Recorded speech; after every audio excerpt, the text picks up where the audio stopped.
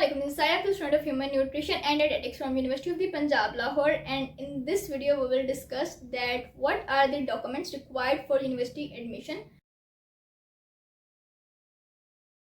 So ये भी video आपके लिए बहुत हेल्पफुल होने वाली है और स्टूडेंट्स को ये इस चीज़ की भी डिमांड है कि क्या डॉक्यूमेंट्स चाहिए. ऑब्वियसली आप फर्स्ट टाइम यूनिवर्सिटी में जा रहे हो तो आप बहुत कंफ्यूज होते हो.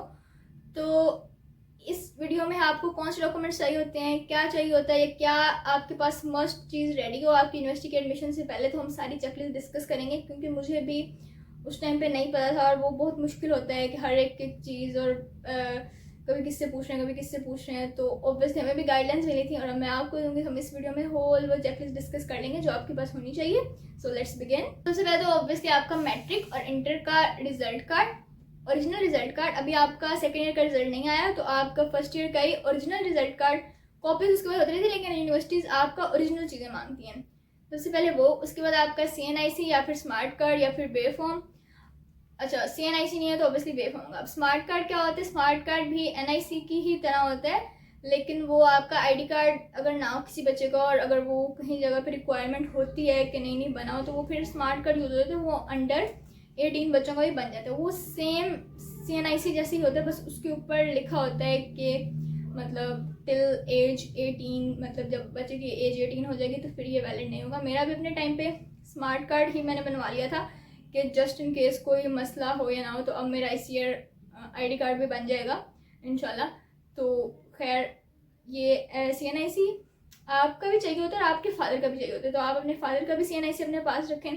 उसके अलावा पासपोर्ट साइज फोटोग्राफ्स चाहिए होती हैं. अच्छा, और डोमिसाइल मस्ट है. डोमिसाइल अगर आपका नहीं बना हुआ तो वो बनवा लें. डोमिसाइल भी बनवाना होता है, उसमें थोड़ा टाइम लग जाता है. आप थोड़ा डॉक्यूमेंट्स वगैरह जमा कराते हो, फिर देते हो, फिर डोमिसाइल बन के आते हो. तो वो जिन बच्चों को नहीं बना वो मस्ट बनवाना है. स्पेशली फॉर एग्जांपल आपने किसी सिटी से जाकर लाहौर में जाकर पढ़ना है या कोई सिटी आप फैसलाबाद में पढ़ना है या कहीं भी पढ़ना है, तो अगर आप दूसरी सिटी से एक दूसरी सिटी में जाते हो तो वो भी एक चीज़ मस्ट हो जाती है. तो डोमिसाइल अगर यूनिवर्सिटी ना भी रिक्वायर करी हो तो it is a important document और आपको बनवा लेना चाहिए. उसके बाद करेक्टर सर्टिफिकेट्स और उसके बाद इक्विवेलेंस सर्टिफिकेट्स होते हैं जो कि OA लेवल्स के बच्चों के होते हैं, वो फिर कन्वर्ट होते हैं. और इसके अलावा होते हैं एंट्री टेस्ट के रिजल्ट का. फॉर एग्जांपल PU है, PU ने जो एंट्री टेस्ट लिया है उसका जो आपका रिजल्ट आएगा आप उसकी कॉपी होनी चाहिए.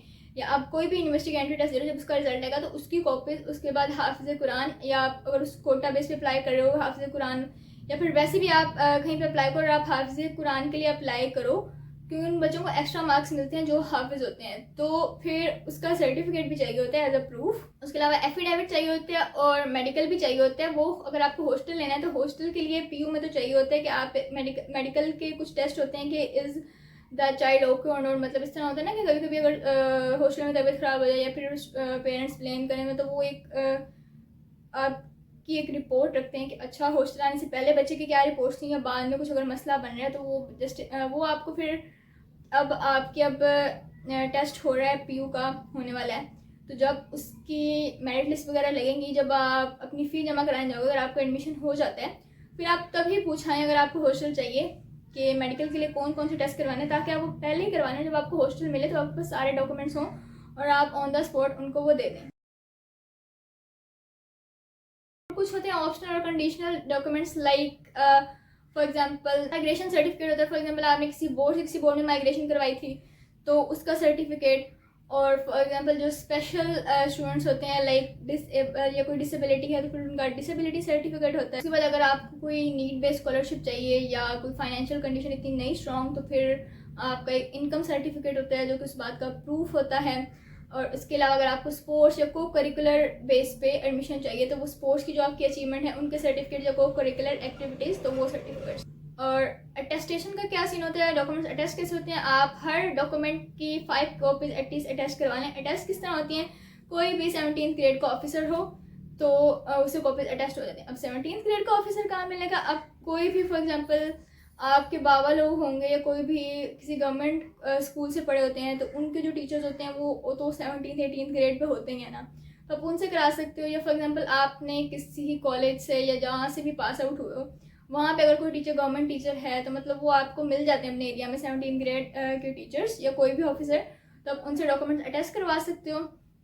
और उसके बाद आपके पास मोस्टली के सारे डॉक्यूमेंट्स आप फ़ोन में भी सेव रखें कि आपको कहीं भी ज़रूरत पड़ सकती है या आपको कभी फ़ोटो कॉपी चाहिए हो सकती है, तो आपके पास फ़ोन में भी ये सारे डॉक्यूमेंट्स हों। और रिमाइंडर और मस्ट अप्लाई फॉर डोमिसाइल, अगर आपने अभी तक आप यूनिवर्सिटीज़ में अप्लाई करो, आप सारे इस प्रोसीजर में आपने डोमिसाइल अप्लाई नहीं किया, so must apply domicile now. बाकी thank you so much, please we have a target of 1000 subscribers, make it possible as fast as you can, and thank you so much for showing love on my videos these days more. Must like, hit the bell icon. Thank you so much. अपना ख्याल रखें. अल्लाह हाफिज़.